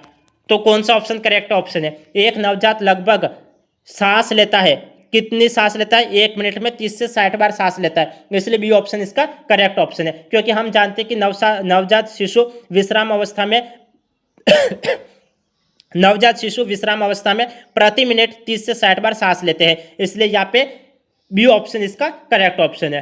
बी ऑप्शन इसका करेक्ट ऑप्शन है। लेकिन ये ध्यान में रखना कि जैसे वयस्क लोग होते हैं, वयस्क लोग की तुलना में नवजात शिशुओं की श्वसन दर अधिक होती है। ये बात भी आपको ध्यान में रखना है, क्योंकि नवजात शिशुओं की श्वसन दर अधिक होती है जैसे वयस्क लोगों की तुलना में। इसलिए यहाँ पे बोला गया था कि एक नवजात लगभग सांस लेता है, कितनी बार सांस लेता है? 1 मिनट में 30 से 60 बार सांस लेता है। बी ऑप्शन इसका करेक्ट ऑप्शन हो गया। अब आगे देखिए, आगे हम बात करेंगे 90 नंबर के क्वेश्चन के ऊपर। 90 नंबर का क्वेश्चन हमें दे रखा है कि श्वसन पथ के ऊपरी भाग में बालों जैसी छोटी छोटी संरचनाएं होती है जिन्हें क्या कहा जाता है। श्वसन पथ के ऊपरी भाग में बालों जैसी छोटी छोटी संरचनाएं होती है जिन्हें क्या कहा जाता है। यहाँ पे ए ऑप्शन हमें दे रखा है ब्रोंकाई, बी ऑप्शन दे रखा है सिलिया, सी ऑप्शन दे रखा है विली और डी ऑप्शन दे रखा है एल्वियोली। तो राइट ऑप्शन कौन सा है? तो राइट ऑप्शन श्वसन पथ के ऊपरी भाग में बालों जैसी छोटी छोटी संरचनाएं होती है जिन्हें क्या कहा जाता है? तो जिन्हें सिलिया कहा जाता है। इसलिए बी ऑप्शन इसका करेक्ट ऑप्शन है। कौन सा बी ऑप्शन करेक्ट ऑप्शन है? सिलिया, बी ऑप्शन इसका करेक्ट ऑप्शन है, क्योंकि हम जानते हैं कि सिलिया श्वसन पथ की श्लेष्म झिल्ली पर बालों जैसी संरचनाएं होती है जो धूल और जीवाणुओं को बाहर निकालती है, इसलिए इसका सिलिया करेक्ट ऑप्शन है। बी ऑप्शन इसका करेक्ट ऑप्शन है। आगे देखिए, आगे हम 91 नंबर के क्वेश्चन के ऊपर बात करेंगे। 91 नंबर का क्वेश्चन क्या दे रखा है? देखिए 91 नंबर का हमें क्वेश्चन दे रखा है कि निम्न में से किसका आरक्यू क्रमशः शून्य और अनंत है। किसका आरक्यू शून्य और अनंत है यह हमें बोल रखा है। यहाँ पे ए ऑप्शन दे रखा है कि कार्बनिक अम्ल और मांसल पादप, बी ऑप्शन दे रखा है अवायवीय श्वसन मांसल पादप, सी ऑप्शन दे रखा है मांसल पादप अवायवीय श्वसन और डी ऑप्शन दे रखा है वसा और प्रोटीन। निम्न में से किसका आरक्यू क्रमशः शून्य और अनंत है। हम जानते कि मांसल पादप का आरक्यू तो शून्य होता है और अवायवीय श्वसन का आरक्यू अनंत होता है, इसलिए इसका कौन सा ऑप्शन राइट ऑप्शन है? सी ऑप्शन इसका करेक्ट ऑप्शन है, क्योंकि मांसल पादप का आरक्यू तो शून्य होता है और अवायवीय श्वसन का आरक्यू अनंत होता है, इसलिए इसका सी ऑप्शन करेक्ट ऑप्शन हो गया। और हमें यही पूछा गया था, क्रमशः पूछा गया था, तो क्रमशः पूछा गया था इसलिए यहाँ पे सी ऑप्शन इसका राइट ऑप्शन हो गया। यदि क्रमशः नहीं दे रखा होता तो बी ऑप्शन इसका राइट ऑप्शन होता। यदि क्रमशः नहीं दे रखा होता तो बी ऑप्शन राइट ऑप्शन होता, लेकिन यहाँ पे क्रमशः दे रखा है इसलिए सी ऑप्शन इसका करेक्ट ऑप्शन है, क्योंकि हमें क्रम से बताना है कि किसका आरक्यू शून्य होता है और किसका आरक्यू अनंत होता है। तो हम जानते हैं कि मांसल पादप का आरक्यू तो शून्य होता है और अवायवीय श्वसन का आरक्यू अनंत होता है। अनंत कैसे होता है? क्योंकि हम जानते हैं कि इसमें ऑक्सीजन और कार्बन डाइऑक्साइड दोनों होते हैं, तो कार्बन डाइऑक्साइड तो बनता है लेकिन ऑक्सीजन का उपभोग नहीं होता है। तो ऑक्सीजन का उपभोग नहीं होता है लेकिन कार्बन डाइऑक्साइड बनता है, इसलिए अवायवीय श्वसन का आरक्यू तो अनंत होता है और मांसल पादप का आरक्यू शून्य होता है। अब आगे देखेंगे हम 92 नंबर के क्वेश्चन के ऊपर। 92 नंबर का क्वेश्चन देखिए। 92 नंबर का क्वेश्चन हमें दे रखा है कि उच्च श्वसन के समय सीटी की आवाज आना कौन से रोग की पहचान है। सीटी की आवाज आना कौन से रोग की पहचान है? यहाँ पे ए ऑप्शन हमें दे रखा है वात स्फीति, बी ऑप्शन दे रखा है अस्थमा, सी ऑप्शन दे रखा है न्यूमोनिया और डी ऑप्शन दे रखा है सिलिकोसिस। तो करेक्ट ऑप्शन कौन सा है? तो हम जानते हैं उच्च श्वसन के समय सीटी की आवाज आना कौन से रोग की पहचान है? तो यह अस्थमा की पहचान है, क्योंकि अस्थमा में वायुमार्ग का संकुचन के कारण उच्च श्वसन में सीटी की आवाज आती है, इसलिए यहाँ पे अस्थमा इसका करेक्ट ऑप्शन है। और अस्थमा ये एलर्जी या तनाव से बढ़ता है, इसलिए ये ध्यान में रखना है कि अस्थमा किससे बढ़ता है? तो अस्थमा एलर्जी और तनाव से बढ़ता है, इसलिए इसका करेक्ट ऑप्शन कौन सा है? बी ऑप्शन अस्थमा इसका करेक्ट ऑप्शन है, क्योंकि उच्च श्वसन के समय सीटी की आवाज आना कौन से रोग की पहचान है? तो अस्थमा की पहचान है। अब आगे देखिए 93 नंबर के क्वेश्चन के ऊपर हम बात करते हैं। 93 नंबर का क्वेश्चन क्या दे रखा है? ये देखिए 93 नंबर का हमें क्वेश्चन दे रखा है कि निचले श्वसन तंत्र का उदाहरण कौन सा है। निचले श्वसन तंत्र का उदाहरण कौन सा है? यहाँ पे ए ऑप्शन हमें दे रखा है नासिका, बी ऑप्शन दे रखा है मुख और ग्रसनी, सी ऑप्शन दे रखा है स्वर यंत्र और डी ऑप्शन दे रखा है फेफड़े। निचले श्वसन तंत्र का उदाहरण कौन सा है? तो निचले श्वसन तंत्र का उदाहरण है फेफड़े। तो डी ऑप्शन इसका करेक्ट ऑप्शन है, क्योंकि हम जानते हैं कि फेफड़े निचले श्वसन तंत्र का हिस्सा है और यहाँ गैस विनिमय होता है, इसलिए यहाँ पे डी ऑप्शन फेफड़े इसका करेक्ट ऑप्शन है। अब यहाँ पे ए ऑप्शन तो नासिका दे रखा है, बी ऑप्शन मुख और ग्रसनी दे रखा है और सी ऑप्शन स्वर यंत्र दे रखा है। तो ये तो ऊपरी श्वसन तंत्र में होते हैं क्योंकि यहाँ पे दे रखा है कि निचले श्वसन तंत्र का उदाहरण कौन सा है। तो निचले श्वसन तंत्र में तो फेफड़े होते हैं, इसलिए फेफड़े डी ऑप्शन इसका करेक्ट ऑप्शन है। यदि ऊपरी श्वसन तंत्र की बात की जाती तो ऊपरी श्वसन तंत्र में तो नासिका, मुख, ग्रसनी और स्वर यंत्र इसका राइट ऑप्शन होता, क्योंकि ऊपरी श्वसन तंत्र में नासिका, मुख, ग्रसनी और स्वर यंत्र होते हैं, जबकि फेफड़े निचले श्वसन तंत्र में होते हैं, इसलिए निचले श्वसन तंत्र का उदाहरण तो फेफड़े इसका राइट ऑप्शन है। अब आगे देखिए आगे 94 नंबर का क्वेश्चन देखिए। 94 नंबर का क्वेश्चन हमें दे रखा है कि निम्न में से किसके शरीर में वायु श्वास रंध्रों द्वारा नहीं जाती है? किस में वायु श्वास रंध्रों द्वारा नहीं जाती है? यहाँ पे ए ऑप्शन हमें दे रखा है तितली, बी ऑप्शन दे रखा है टिड्डा, सी ऑप्शन दे रखा है केचुआ और डी ऑप्शन दे रखा है तिलचट्टा। चारों में से करेक्ट ऑप्शन कौन सा ऑप्शन है? कौन सा करेक्ट ऑप्शन है? निम्न में से किसके शरीर में वायु श्वास रंध्रों द्वारा नहीं जाती है? किस में वायु श्वास रंध्रों द्वारा नहीं जाती है? हम जानते हैं कि केचुए में वायु श्वास रंध्रों द्वारा नहीं जाती है, इसलिए सी ऑप्शन इसका करेक्ट ऑप्शन होगा। क्योंकि केचुए है वो मिट्टी में नमी पर निर्भर होते हैं। केचुए किस पर निर्भर होते हैं? तो केचुए मिट्टी में नमी पर निर्भर होते हैं और केचुए नम त्वचा से विसरण द्वारा सांस लेता है, इसलिए यहाँ पे श्वास रंध्रों पर द्वारा नहीं होता है। ये कौन सा है? तो केचुआ इसका करेक्ट ऑप्शन है। क्योंकि हमें क्वेश्चन दे रखा था कि किसके शरीर में वायु श्वास रंध्रों द्वारा नहीं जाती है, तो केचुए में वायु श्वास रंध्रों द्वारा नहीं जाती है, क्योंकि केचुआ नम त्वचा से विसरण द्वारा सांस लेता है, इसलिए सी ऑप्शन इसका करेक्ट ऑप्शन है। आगे दे रखा है ए ऑप्शन तितली दे रखा है, बी ऑप्शन टिड्डा दे रखा है और डी ऑप्शन तिलचट्टा दे रखा है। तो यहाँ पे तितली, टिड्डा और तिलचट्टा ये तो कीट है और ये किससे सांस लेते हैं? तो यहाँ श्वास रंध्रों से श्वास लेते हैं। ये बात आपको ध्यान में रखनी है, क्योंकि तितली, टिड्डा और तिलचट्टा ये कीट होते हैं और कीट श्वास रंध्रों द्वारा सांस लेते हैं। और केचुए मिट्टी में नमी पर निर्भर होते हैं और ये केचुए नम त्वचा से विसरण द्वारा सांस लेते हैं, इसलिए सी ऑप्शन इसका गलत ऑप्शन है। और हमें नेगेटिव वे में पूछा गया था कि श्वास रंध्रों द्वारा सांस नहीं लेते, कौन नहीं लेते? तो केचुए नहीं लेते। अब आगे देखिए 95 नंबर का क्वेश्चन।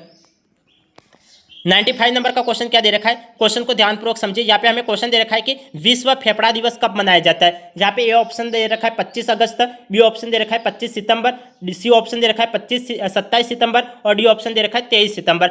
करेक्ट ऑप्शन कौन सा है? विश्व फेफड़ा दिवस कब मनाया जाता है? तो 25 सितंबर को विश्व फेफड़ा दिवस मनाया जाता है, क्योंकि विश्व फेफड़ा दिवस 25 सितंबर को मनाया जाता है ताकि फेफड़ों के स्वास्थ्य के प्रति लोग जागरूक हो सके, इसलिए फेफड़ा दिवस मनाया जाता है। इसलिए यहाँ पे पूछा गया था कि विश्व फेफड़ा दिवस कब मनाया जाता है? तो 25 सितंबर को मनाया जाता है, ये इसका करेक्ट ऑप्शन है। आगे देखिए 96 नंबर का क्वेश्चन देखिए। 96 नंबर का क्वेश्चन हमें दे रखा है कि निम्न में से कौन सा कथन गलत है? गलत कथन की हमें पहचान करनी है। यहाँ पे दे रखा है कि गलत कथन की हमें पहचान करनी है। यहाँ पे दे रखा है कि श्वसन एंजाइम के नियंत्रण में से, जबकि श्वसन एंजाइम के नियंत्रण में है, जबकि दहन बिना एंजाइम के नियंत्रण में है। सही बात बोली गई है, क्योंकि श्वसन एंजाइम के नियंत्रण में है और जबकि दहन बिना एंजाइम के नियंत्रण में है। सेकंड दे रखा है कि श्वसन मंद प्रक्रिया है, जबकि दहन तीव्र क्रिया है। यह भी सही बात बोली गई है कि श्वसन मंद प्रक्रिया और दहन तीव्र प्रक्रिया है। यहाँ पे देखिए कि ए ऑप्शन केवल 1 दे रखा है, बी ऑप्शन केवल 2 दे रखा है, सी ऑप्शन 1 और 2 दोनों दे रखा है और डी ऑप्शन 1 और 2 दोनों नहीं दे रखा है। तो गलत कथन गलत है। असत्य कथन कौन सा है? गलत कथन मतलब 1 और 2 दोनों नहीं गए, तो ये इसका करेक्ट ऑप्शन होगा। देखो सवाल को कितना घुमा फिरा लिया गया है। देखो यहाँ पे कौन सा असत्य, ऊपर तो असत्य लिखा गया है और यहाँ पे दोनों कथन दे रखे वो सही दे रखे हैं और यहाँ पे स्टूडेंट सी ऑप्शन इसका करेक्ट कर देंगे कि 1 और 2 दोनों, तो ये गलत ऑप्शन हो जाएगा, क्योंकि सही ऑप्शन कौन सा? 1 और 2 दोनों नहीं, ये इसका सही ऑप्शन है। क्योंकि हमें यहाँ पे दे रखा था कि श्वसन एंजाइम के नियंत्रण में है, जबकि दहन एंजाइम के नियंत्रण में नहीं, नियंत्रण में होता है, बिना एंजाइम के नियंत्रण में होता है। क्योंकि हम जानते हैं कि श्वसन वास्तव में एंजाइम के नियंत्रण में होता है, जबकि दहन एंजाइम की आवश्यकता के बिना होता है। और यहाँ पे सेकंड दे रखा है श्वसन मंद प्रक्रिया, जबकि दहन तीव्र प्रक्रिया, और श्वसन अपेक्षाकृत मंद प्रक्रिया होती है, जबकि दहन तीव्र प्रक्रिया होती है, इसलिए डी ऑप्शन इसका करेक्ट ऑप्शन है। अब आगे देखिए, आगे हम 97 नंबर के क्वेश्चन के ऊपर बात करते हैं। 97 नंबर का क्वेश्चन क्या दे रखा है? यहाँ पे हमें क्वेश्चन दे रखा है कि मेटा हीमोग्लोबिन में लोहे की ऑक्सीजन अवस्था होती है। मेटा हीमोग्लोबिन में लोहे की ऑक्सीकरण अवस्था होती है। यहाँ पे ए ऑप्शन दे रखा है Fe+, बी ऑप्शन दे रखा है Fe2+, सी ऑप्शन दे रखा है Fe3+ और डी ऑप्शन दे रखा है Fe4+। तो मेटा हीमोग्लोबिन में लोहे की ऑक्सीकरण अवस्था होती है। कैसे होती है? तो Fe3+ होती है, Fe3+ फेरिक होती है, इसलिए यहाँ पे सी ऑप्शन इसका करेक्ट ऑप्शन है। क्योंकि हम जानते हैं कि मेटा हीमोग्लोबिन में लोहा फेरिक अवस्था में होता है, तो फेरिक अवस्था, तो Fe3+ इसका करेक्ट ऑप्शन है। क्योंकि मेटा हीमोग्लोबिन में लोहा फेरिक अवस्था में होता है जो ऑक्सीजन से बंध नहीं सकता है, इसलिए यहाँ पे Ap3+ इसका करेक्ट ऑप्शन है। यहाँ पे बी ऑप्शन Ap2+ दे रखा है, तो Ap2+ तो फेरस होता है, तो यह तो हीमोग्लोबिन में होता है, क्योंकि सामान्य हीमोग्लोबिन में फेरस होता है, इसलिए ये बी ऑप्शन इसका करेक्ट ऑप्शन, ये बी ऑप्शन इसका गलत ऑप्शन है। और यहाँ पे ए ऑप्शन भी गलत ऑप्शन है और डी ऑप्शन भी इसका गलत ऑप्शन है। और सही ऑप्शन कौन सा है? Ap3+ फेरिक इसका राइट ऑप्शन है। नेक्स्ट ऑप्शन देखिए, नेक्स्ट सवाल देखिए, 98 नंबर का क्वेश्चन। 98 नंबर का हमें क्वेश्चन दे रखा है कि श्वसन के दौरान मनुष्य कौन सी गैस उपयोग करता है। तो श्वसन के दौरान मनुष्य कौन सी गैस उपयोग करता है, सीधा सा आसान क्वेश्चन पूछा गया है। यहाँ पे ए ऑप्शन हमें दे रखा है ऑक्सीजन, बी ऑप्शन दे रखा है कार्बन डाइऑक्साइड, सी ऑप्शन दे रखा है नाइट्रोजन और डी ऑप्शन दे रखा है उपरोक्त सभी। तो श्वसन के दौरान मनुष्य कौन सी गैस उपयोग करता है, तो ऑक्सीजन उपयोग करता है। ए ऑप्शन इसका करेक्ट ऑप्शन है। अब आगे देखिए 99 नंबर का क्वेश्चन देखेंगे। 99 नंबर का क्वेश्चन हमें दे रखा है, इस क्वेश्चन को समझिए। यहाँ पे हमें क्वेश्चन दे रखा है कि ऊंचाई पर रहने वाले व्यक्तियों के ऊतक एवं रक्त में ऑक्सीजन की मात्रा कम होने का कारण क्या है। ऊंचाई पर रहने वाले व्यक्तियों में ऊतक एवं रक्त में ऑक्सीजन की मात्रा कम होने का कारण क्या है। यहाँ पे ए ऑप्शन दे रखा है कम ताप, बी ऑप्शन दे रखा है कम वायुमंडलीय दाब, सी ऑप्शन दे रखा है उच्च वायुमंडलीय दाब और डी ऑप्शन दे रखा है कम ताप और उच्च वायुमंडलीय दाब। तो करेक्ट ऑप्शन कौन सा है, तो कम वायुमंडलीय दाब इसका करेक्ट ऑप्शन है। बी ऑप्शन इसका करेक्ट ऑप्शन है, क्योंकि हम जानते हैं कि ऊंचाई पर कम वायुमंडलीय दाब के कारण वायु में ऑक्सीजन आंशिक दाब कम होता है, वायु का ऑक्सीजन का आंशिक दाब कम होता है और जिससे रक्त और ऊतकों में ऑक्सीजन कम पहुंचता है, इसलिए बी ऑप्शन इसका करेक्ट ऑप्शन है, कम वायुमंडलीय दाब। आगे देखिए 100 नंबर का क्वेश्चन देखिए। 100 नंबर का क्वेश्चन हमें क्या दे रखा है, हमें दे रखा है कि श्वसन संबंधी फुफ्फुसावरण शोध या प्लूरिसी रोग का रोगकारक जीवाणु है। कौन सा जीवाणु है, यहाँ पे ए ऑप्शन दे रखा है स्ट्रेप्टोकोकस न्यूमोनी, बी ऑप्शन दे रखा है कोरिनेबैक्टीरियम डिप्थीरियाई और सी ऑप्शन दे रखा है माइकोबैक्टीरियम लेप्री और डी ऑप्शन दे रखा है माइकोबैक्टीरियम ट्यूबरकुलोसिस। तो करेक्ट ऑप्शन कौन सा है, श्वसन संबंधी फुफ्फुसावरण शोध या प्लूरिसी रोग का रोगकारक जीवाणु है, कौन सा है। तो हम जानते हैं कि प्लूरिसी रोग का तो माइकोबैक्टीरियम ट्यूबरकुलोसिस होगा, तो माइकोबैक्टीरियम ट्यूबरकुलोसिस डी ऑप्शन में दे रखा है, डी ऑप्शन इसका करेक्ट ऑप्शन है, क्योंकि हम जानते हैं कि प्लूरिसी अक्सर माइकोबैक्टीरियम ट्यूबरकुलोसिस के कारण होती है, जो फुफ्फुसावरण में सूजन पैदा करती है, इसलिए यहाँ पे डी ऑप्शन इसका करेक्ट ऑप्शन होगा। यदि आपको पूछ लिया जाता है कि तपेदिक का लक्षण क्या हो सकता है, तो प्लूरिसी इसका करेक्ट ऑप्शन होगा, क्योंकि प्लूरिसी तपेदिक का लक्षण होता है। और यहाँ पे पूछा गया था कि श्वसन संबंधी फुफ्फुसावरण शोध या प्लूरिसी रोग का रोगकारक जीवाणु कौन सा है, तो जीवाणु का नाम पूछा गया था, इसलिए माइकोबैक्टीरियम ट्यूबरकुलोसिस इसका राइट ऑप्शन है, क्योंकि जीवाणु का नाम पूछा है तो जीवाणु का नाम माइकोबैक्टीरियम ट्यूबरकुलोसिस। यदि पूछा होता तपेदिक का लक्षण क्या हो सकता है, तो तपेदिक का लक्षण प्लूरिसी हो सकता है, इसलिए प्लूरिसी ये भी क्वेश्चन से आंसर बन सकता है और आंसर से क्वेश्चन भी बन सकता है। अब आगे देखिए 101 नंबर का क्वेश्चन देखिए। 101 नंबर का क्वेश्चन हमें क्या दे रखा है, यहाँ पे हमें क्वेश्चन दे रखा है कि विभिन्न श्वसनाधारों के श्वसन गुणांक के संबंध में सत्य कथन है। विभिन्न श्वसनाधारों के श्वसन गुणांक के संबंध में सत्य कथन कौन सा, यह हमें पहचान करनी है। ए ऑप्शन दे रखा है कार्बोहाइड्रेट का आरक्यू 0 है, बी ऑप्शन दे रखा है वसा का श्वसन गुणांक 1 है और सी ऑप्शन दे रखा है कार्बनिक अम्ल का श्वसन गुणांक 1 से अधिक होती है और डी ऑप्शन दे रखा है प्रोटीन का श्वसन गुणांक 1.1 से 1.2 होता है। तो राइट ऑप्शन कौन सा है, सत्य कथन की हमें पहचान करनी है। विभिन्न श्वसनाधारों में श्वसन गुणांक के संबंध में सत्य कथन की हमें पहचान करनी है। यहाँ पे ए ऑप्शन दे रखा है कार्बोहाइड्रेट का आरक्यू 0 है, तो कार्बोहाइड्रेट का आरक्यू 0 थोड़ी होता है, कार्बोहाइड्रेट का आरक्यू तो 1 होता है। कार्बोहाइड्रेट का आरक्यू कितना होता है, तो हम जानते हैं कि कार्बोहाइड्रेट का आरक्यू 1 होता है। यहाँ पे 0 दे रखा है, इसलिए ये तो गलत ऑप्शन हो गया। वसा का श्वसन गुणांक 1 है, वसा का श्वसन गुणांक 1 थोड़ी होता है, वसा का श्वसन गुणांक तो 0.7 होता है। यदि 0.7 दे रखा होता तो ये राइट ऑप्शन होता, लेकिन यहाँ पे वसा का श्वसन गुणांक 1 दे रखा है, इसलिए ये भी गलत ऑप्शन है। यहाँ पे सी ऑप्शन दे रखा है कार्बनिक अम्ल का श्वसन गुणांक 1 से अधिक होता है। हाँ, तो ये तो करेक्ट बात बोली गई, क्योंकि हम जानते हैं कि कार्बनिक अम्ल का श्वसन गुणांक 1 से अधिक होता है, तो यहाँ पे ये तो सही बात बोली गई। और हमें क्या बोला गया था, सत्य कथन की पहचान करनी है, तो सी ऑप्शन इसका करेक्ट ऑप्शन है। यहाँ पे डी ऑप्शन दे रखा है प्रोटीन का श्वसन गुणांक 1.1 से 1.2 होता है, ये भी गलत बात बोली गई, क्योंकि प्रोटीन का श्वसन गुणांक 1.1 से 1.2 थोड़ी होता है, ये तो 0.8 से 0.9 होता है। कितना होता है, 0.8 से 0.9। 0.8 से 0.9 होता है। तो हमने ये पता लगाया कि कार्बोहाइड्रेट का श्वसन गुणांक तो 1 होता है, वसा का श्वसन गुणांक 0.1 होता है, कार्बनिक अम्ल का श्वसन गुणांक 1 से अधिक होता है और प्रोटीन का श्वसन गुणांक 0.8 से 0.9 होता है। यदि ये दे रखे होते हो तो ये राइट ऑप्शन होता है, लेकिन करेक्ट ऑप्शन कौन सा है? सी ऑप्शन इसका करेक्ट ऑप्शन है, क्योंकि C option he correct they रखा है। अब आगे देखिए 102 नंबर का क्वेश्चन देखते हैं। 102 नंबर का क्वेश्चन हमें क्या दे रखा है?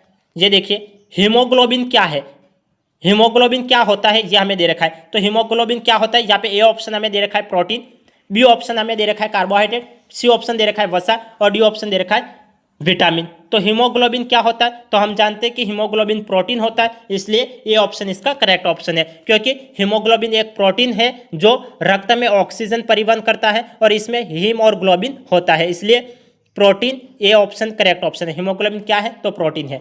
नेक्स्ट देखिए 103 नंबर का क्वेश्चन देखिए।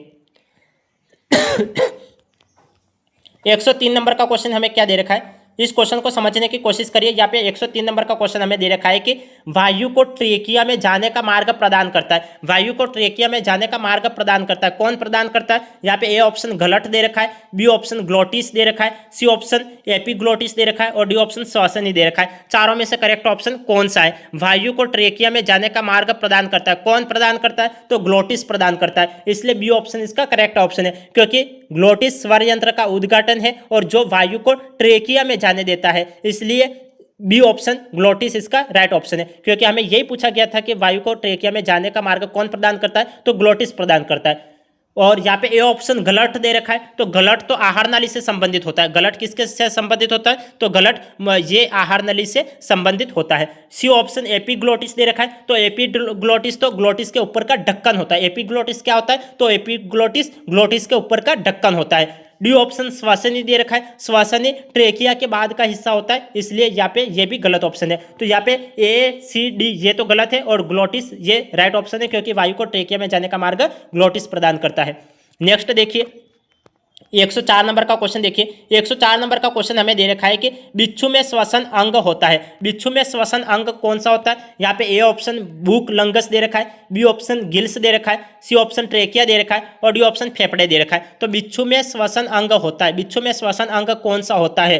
तो बिच्छू में श्वसन अंग होता है भूख लंगस। तो ए ऑप्शन इसका करेक्ट ऑप्शन है, क्योंकि हम जानते हैं कि बिच्छू में भूख लंगस श्वसन अंग है जो पतली परतों में गैस विनिमय करते हैं, इसलिए यहाँ पे भूख लंगस ए ऑप्शन इसका करेक्ट ऑप्शन है। यहाँ पे बी ऑप्शन गिल्स दे रखा है, तो गिल्स तो किस में पाए जाते हैं? गिल्स तो जलीय जीवों में पाए जाते हैं, जैसे मछली वगैरह है उसमें गिल्स पाए जाते हैं। ये गिल्स तो मछलियों वगैरह में पाए जाते हैं। और यहाँ पे सी ऑप्शन हमें ट्रेकिया दे रखा है, ट्रेकिया तो कीटों में पाए जाते हैं। और यहाँ पे फेफड़े स्तनधारियों में पाए जाते हैं। फेफड़े तो किस में पाए जाते हैं? स्तनधारियों में पाए जाते हैं। तो यहाँ पे बोल रखा था कि बिच्छू में श्वसन अंग होता है, तो बिच्छू में श्वसन अंग कौन सा होता है? तो भूख लंगस होता है। और गिल्स में श्वसन अंग गिल्स ये तो जलीय जीवों में श्वसन अंग होता है और ट्रेकिया कीटों में श्वसन अंग होता है और फेफड़े ये स्तनधारियों में श्वसन अंग होता है। अब आगे देखिए, आगे हम बात करते हैं 105 नंबर के क्वेश्चन के ऊपर। 105 नंबर का क्वेश्चन हमें क्या दे रखा है? यहाँ पे हमें क्वेश्चन दे रखा है कि ग्लूकोज के एक अणु के पूर्ण ऑक्सीकरण से कितने एटीपी अणु प्राप्त होते हैं? ग्लूकोज के एक अणु के पूर्ण ऑक्सीकरण से कितने एटीपी अणु प्राप्त होते हैं? यहाँ पे ए ऑप्शन दे रखा है 2 एटीपी, बी ऑप्शन दे रखा है 34 एटीपी, सी ऑप्शन दे रखा है 38 एटीपी और डी ऑप्शन दे रखा है 28 एटीपी। तो करेक्ट ऑप्शन कौन सा है? ग्लूकोज के एक अणु के पूर्ण ऑक्सीकरण से कितने एटीपी अणु प्राप्त होते हैं? तो कितने एटीपी अणु प्राप्त होते हैं? कितने एटीपी अणु प्राप्त होते हैं? यहाँ पे दे रखा है कि ये ऑप्शन 2 एटीपी अणु। 2 एटीपी अणु तो कब प्राप्त हो गए? तो 2 एटीपी हम जानते हैं कि ग्लूकोज के एक अणु को पायरुवेट के 2 अणुओं में तोड़ा जाता है, तो जिससे 2 एटीपी प्राप्त होते हैं, इसलिए यहाँ पे ये गलत ऑप्शन हो जाएगा। क्योंकि हम क्या जानते हैं? हम जानते हैं कि ग्लूकोज के एक अणु को पायरुवेट के 2 अणु में तोड़ा जाता है, तब 2 एटीपी प्राप्त होते हैं। और यहाँ पे हमें कुछ अलग पूछा गया, हमें यह पूछा गया ग्लूकोज के एक अणु के पूर्ण ऑक्सीकरण से हमें पूर्ण ऑक्सीकरण करना है। हमें पूर्ण ऑक्सीकरण करना है, केवल एक प्रक्रिया की बात नहीं करनी, यहाँ पे पूर्ण ऑक्सीकरण की बात करनी है, इसलिए 2 एटीपी तो ये गलत हो गया। बी ऑप्शन 34 एटीपी दे रखा है, तो 34 एटीपी ये भी गलत ऑप्शन हो जाएगा, क्योंकि हम जानते हैं कि इलेक्ट्रॉन परिवहन श्रृंखला में जैसे यहाँ पे 34 एटीपी बोला गया, 34 एटीपी और सी ऑप्शन हमें 38 एटीपी बोला गया और डी ऑप्शन 28 एटीपी। तो यहाँ पे यहाँ पे 38 एटीपी ये इसका करेक्ट ऑप्शन हो सकता है, क्योंकि 38 एटीपी हम जानते हैं कि जो पूरी प्रक्रिया होती है, पूरी प्रक्रिया के माध्यम से ग्लूकोज के एक अणु के पूर्ण ऑक्सीकरण से यहाँ पे 38 एटीपी बनते हैं, तो 38 एटीपी इसका करेक्ट ऑप्शन होगा। हमें यही बोला गया था कि ग्लूकोज के एक अणु के पूर्ण ऑक्सीकरण से कितने एटीपी अणु प्राप्त होते हैं, तो पूर्ण ऑक्सीकरण से 38 एटीपी प्राप्त होते हैं। ये बात आपको ध्यान में रखनी है। सी ऑप्शन इसका करेक्ट ऑप्शन है, सी ऑप्शन इसका करेक्ट ऑप्शन है। और 34 एटीपी इसका गलत क्यों हो जाएगा, क्योंकि हम जानते हैं कि NADH और APDH2 से उत्पन्न इलेक्ट्रॉन को इलेक्ट्रॉन परिवहन श्रृंखला के में स्थानांतरित किया जाता है, जिससे 34 एटीपी बनते हैं। इसलिए यहाँ पे बी ऑप्शन भी गलत ऑप्शन हो जाएगा और डी ऑप्शन भी गलत है और 38 एटीपी इसका करेक्ट ऑप्शन है, क्योंकि ग्लूकोज के एक अणु के पूर्ण ऑक्सीकरण से 38 एटीपी अणु प्राप्त होते हैं। यह आपको ध्यान में रखना है। अब आगे बात करेंगे 106 नंबर के क्वेश्चन के ऊपर। 106 नंबर का क्वेश्चन हमें दे रखा है कि यातायात पुलिस द्वारा शराब पीकर गाड़ी चलाने वाले लोगों की श्वास परीक्षण में निम्न में से किसका प्रयोग किया जाता है। यहाँ पे ए ऑप्शन दे रखा है potassium dichromate sulphuric acid, B option दे रखा है potassium permanganate sulphuric acid, C option दे रखा है सिल्वर नाइट्रेट से लेपित सिलिका जेल और डी ऑप्शन दे रखा है हल्दी। तो यहाँ पे क्वेश्चन दे रखा है कि यातायात पुलिस द्वारा शराब पीकर गाड़ी चलाने वाले लोगों की श्वास परीक्षण में निम्न में से किसका प्रयोग किया जाता है। तो किसका प्रयोग किया जाता है, तो हम जानते हैं कि पोटेशियम डाइक्रोमेट सल्फ्यूरिक एसिड। तो ए ऑप्शन इसका करेक्ट ऑप्शन होगा। कौन सा ऑप्शन करेक्ट ऑप्शन है, ए ऑप्शन इसका करेक्ट ऑप्शन है, क्योंकि पोटेशियम डाइक्रोमेट सल्फ्यूरिक एसिड का उपयोग करके शराब का पता लगाया जाता है। पोटेशियम डाइक्रोमेट सल्फ्यूरिक एसिड का प्रयोग करके शराब का पता लगाया जाता है, इसलिए ये ऑप्शन इसका करेक्ट ऑप्शन है। ये ऑप्शन इसका करेक्ट ऑप्शन है। अब आगे देखिए, आगे हम बात करेंगे 107 नंबर के क्वेश्चन के ऊपर। 107 नंबर का क्वेश्चन हमें क्या दे रखा है, देखिए हमें 107 नंबर का क्वेश्चन दे रखा है कि मानव श्वसन के लिए कौन सा गैस अनिवार्य है। मानव श्वसन के लिए कौन सा गैस अनिवार्य है, तो आप जानते ही हो कि ये तो सीधा सीधा सवाल दे रखा है कि मानव श्वसन के लिए कौन सा गैस अनिवार्य है। ए ऑप्शन दे रखा है कार्बन डाइऑक्साइड, बी ऑप्शन दे रखा है ऑक्सीजन, सी ऑप्शन दे रखा है नाइट्रोजन, डी ऑप्शन दे रखा है हाइड्रोजन। तो कौन सा गैस अनिवार्य है, तो ऑक्सीजन अनिवार्य है। अब इसमें व्याख्या करने की तो आवश्यकता है नहीं, इसलिए बी ऑप्शन इसका करेक्ट ऑप्शन है। तो आज के सारे क्वेश्चन आपको समझ में आ गए होंगे, ऐसे में आपसे अपेक्षा करता हूँ आज की क्लास को हम यहीं एंड कर लेते हैं। फिर मिलते हैं अगली क्लास में, तब तक के लिए आपका दिन शुभ रहे। धन्यवाद।